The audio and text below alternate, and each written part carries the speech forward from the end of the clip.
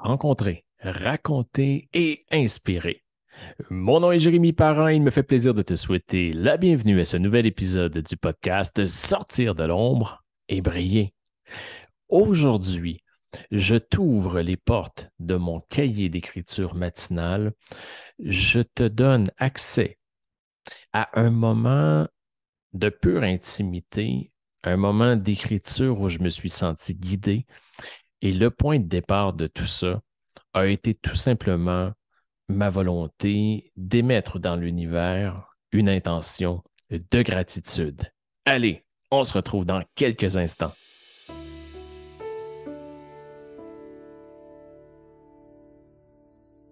À votre retraite, assis dans votre chaise berçante avec vos petits-enfants sur vos genoux, quelle histoire allez-vous leur raconter lorsqu'ils vous demanderont, avec toute l'admiration du monde dans leurs grands yeux, Grand-papa, raconte-moi ta vie. Grand-maman, parle-moi de toi. Et sachez que vous ne pourrez pas éviter d'y répondre en mentionnant simplement que vous avez eu une vie comme tout le monde, une vie ordinaire. Les enfants ne jugent pas et savent instinctivement que chaque personne est une histoire à raconter. Avant de t'emmener, de t'emmener dans ma tête à un moment précis, je tiens à te remercier, je tiens à vous remercier de tout cet amour, de toute cette vague qui me transporte depuis le lancement du présent balado.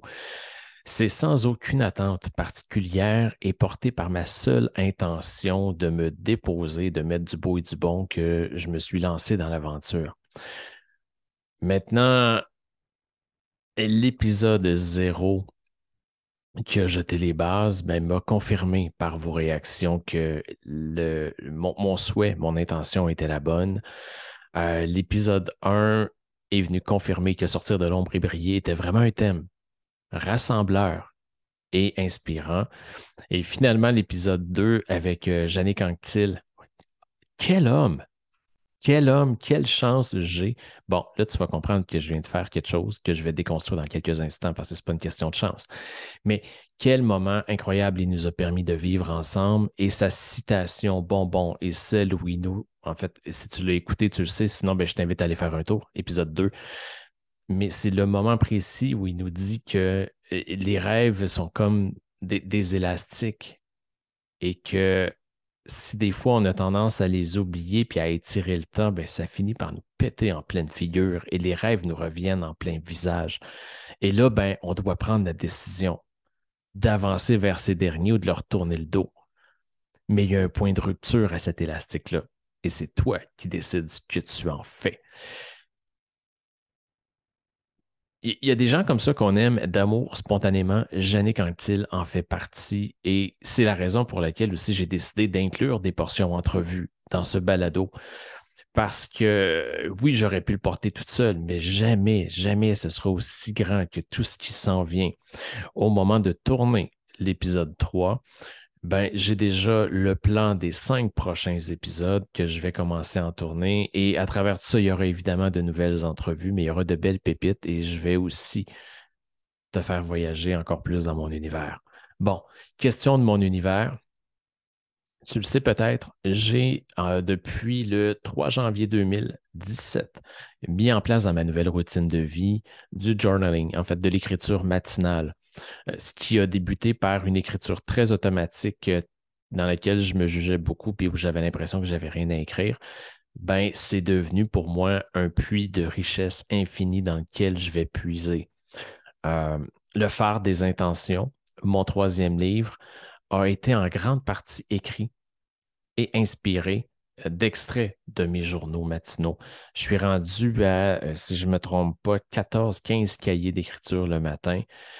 Et puis, je ne sais pas pourquoi, mais depuis le début 2023, il y a une aisance encore plus grande qui s'est installée. Et habituellement, j'écrivais une page et c'était amplement.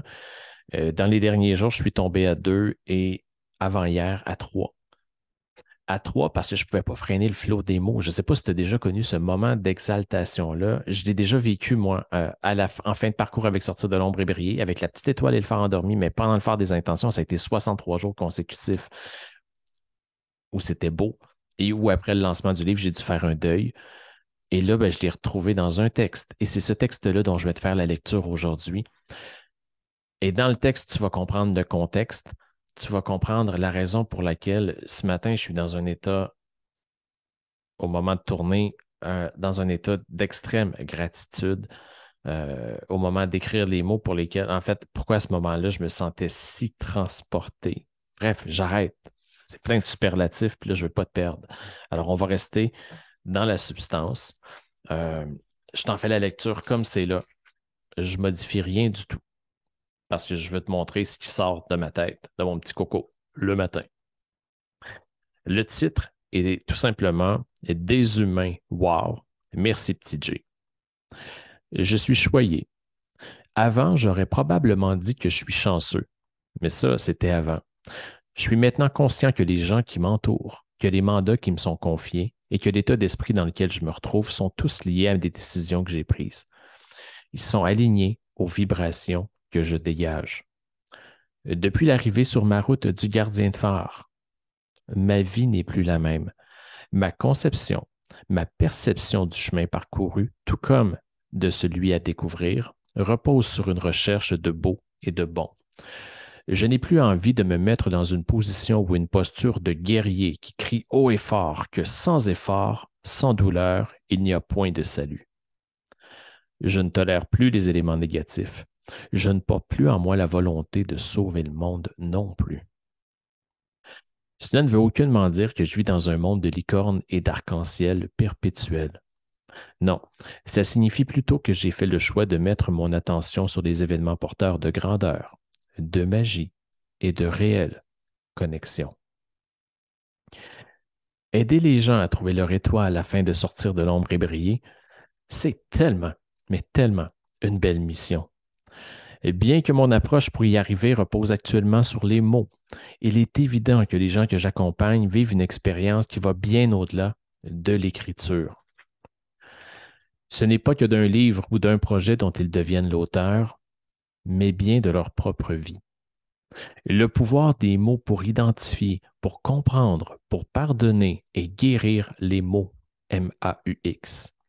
La puissance de l'écriture pour immortaliser le chemin parcouru, pour apprécier chaque détour effectué et comprendre qu'on a toujours été sur l'itinéraire de notre destinée.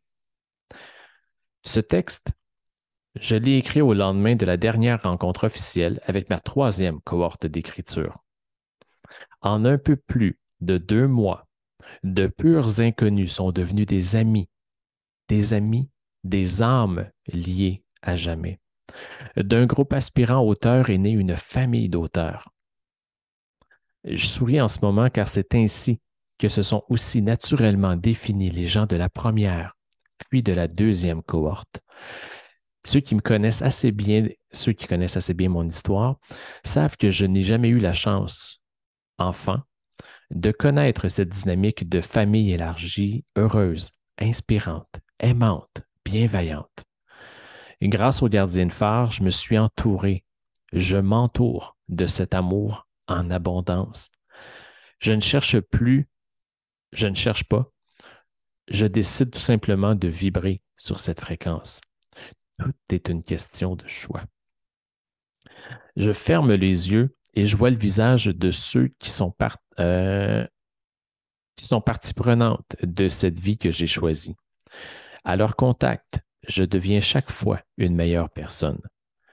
Avec humilité, je suis maintenant capable de reconnaître que l'inverse est aussi vrai. Je contribue à rendre le monde meilleur. C'est inévitable. C'est souhaitable. C'est vital. C'est juste parfait.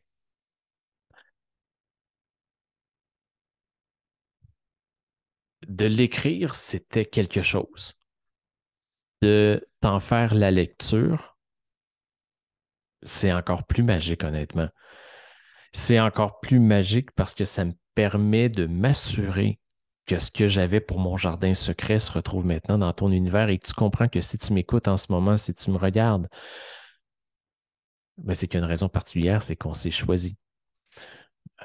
Et pour ça, ben, je te remercie. Je t'en remercie. Je me remercie, je t'en remercie. Quand on, quand on décide de vibrer sur cette fréquence-là, et tu as compris dans l'extrait quand je disais que j'ai plus le goût d'être un guerrier, c'est que longtemps j'ai été celui qui revendiquait pour les autres.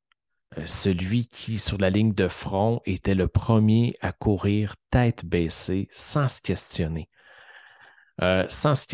sur les effets, sur les impacts. Mon ami Robert Théoret, un grand sage qui est devenu mon mentor, Robert, j'en parle dans mon premier livre et il est un peu, pas mal, l'inspiration du Arthur de mon troisième livre. Un jour, Robert m'a dit, tu sais, Jérémy, tu ne peux pas être comme un bulldozer dans la vie et foncer dans le tas, foncer dans la forêt, faire tomber les arbres sans jamais regarder ce que tu laisses derrière toi et sans t'assurer de ramasser des dégâts que tu as commis. Mais j'ai même plus peur de ça. En fait, ça fait plus partie de qui je suis, ça fait plus partie de mon identité. Je n'ai plus cet instinct du combattant. J'ai celui qui, au contraire, veut inspirer les gens à avancer dans un contexte euh, positif, dans un contexte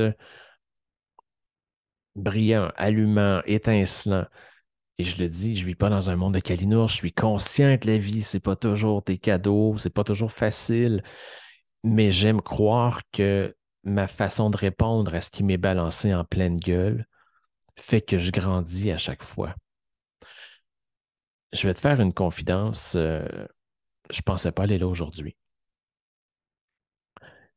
J'ai dans mon entourage une personne que j'aime beaucoup, que j'aime démesurément, que j'aime sans condition, qui vit une situation particulière ou dans sa dynamique de couple, ben, ça va pas super bien. Ça va pas super bien parce que dans ce qui semblait être une relation, une très, très belle relation, ben, le conjoint a changé. Et quand le conjoint a changé, ben, sa façon de regarder sa conjointe a changé. Les mots prononcés ont changé. De la gentillesse est née la méchanceté.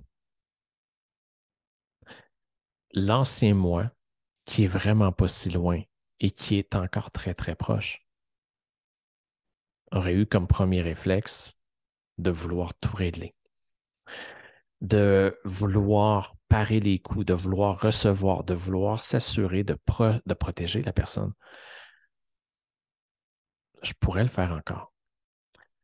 Mais je pense, et c'est ma vérité d'aujourd'hui, c'est ma conception actuelle au moment où je te parle, je pense que de faire ça serait de priver la personne en question, celle qui, dans le cas présent, subit la situation, ce serait la priver de sa propre capacité à développer son aptitude à se sortir de telle situation. Si je suis celui qui commet, si je suis celui qui fait, ben, je la prive d'une part. Et là, tu sais, des fois, quand on parle de cadeau mal emballé, ben, c'en est un. Mais je prive cette personne-là qui m'est très chère du processus de frustration en amont, euh, de comprendre qu'il y a des points, à un moment donné, de non-retour et qu'une fois ces points-là atteints, on se doit de couper les ponts. On se doit de prendre des décisions. Et qu'une fois que la décision est prise et qu'on se sort de la situation, ben, c'est pas tout le temps facile après. Il y a un deuil à faire. Il y a toujours un deuil à faire dans une relation comme celle-là, même si la personne n'est plus la même, même si la personne nous fait pleurer plus que sourire. Il y a le deuil du quotidien, il y a le deuil de la routine, il y a le deuil de la sécurité. Mais il y a tellement plus grand et plus beau derrière ce deuil-là après. Mais c'est un processus qui doit venir de la personne. Et puis là, j'ai ces deux mots-là, honnêtement, mais je vais les utiliser. En anglais, c'est le empowerment, mais en français, on a trouvé le mot empuissancement. Mais ce sentiment-là de reprendre le contrôle d'une situation où on a l'impression qu'on est dans le chaos, ben, c'est le plus beau cadeau qu'on puisse faire, qu'on puisse se faire, que de grandir. Et après ça, d'assumer. De l'extérieur, mon ancien moi aurait dit que la personne qui fait subir est une mauvaise personne. Alors que, sans jugement, actuellement, je suis capable de dire que cette personne-là a le droit d'être qui elle est, avec ses travers, avec ses maladresses et que ça lui appartient. Et que la personne qui subit ben, a le choix de mettre un terme à cette relation-là ou de continuer. Le pouvoir, elle l'a actuellement. Je ne parle pas ici d'un cas extrême. Je parle d'un cas qui nous arrive tous, là. Pour cette personne-là, c'est dans son couple. Pour d'autres, c'est au travail. À l'époque, je l'ai fait ce choix-là. Si je fais référence au gardien de phare dans mon texte, c'est que j'ai choisi un jour d'arrêter d'être un acteur en développement économique, d'être quelqu'un qui fait de sa vie, en fait, dont l'objet de sa vie, c'est faire du redressement d'entreprise, de monter sur une scène, d'animer des conférences de presse, de se promener en veston-cravate, de faire des 5 à 7 dans lesquels il y a des échanges de poignées de main, des fois qui sont plus forcés que voulus. J'ai fait ce choix-là d'aller vers le vrai, d'aller vers ma vérité. J'aurais pu ne pas le faire. On reviendra, ça fera peut-être l'objet d'un autre épisode, mais parce que j'ai vécu quelque chose dernièrement où j'ai été confronté à cette vision-là. Et c'était très révélateur. Euh, alors, cette personne-là qui subit a le choix. A le choix de continuer à se mettre dans une posture de victime et à n'en vouloir à l'autre personne, ou de comprendre que le pouvoir qu'elle octroie à l'autre est la seule raison pour laquelle elle a de la peine. Et que le jour où ce pouvoir-là, elle va le retirer des mains de l'autre personne et qu'elle va le reprendre pour elle, ben, ça va tout changer. C'est ça aussi l'écriture.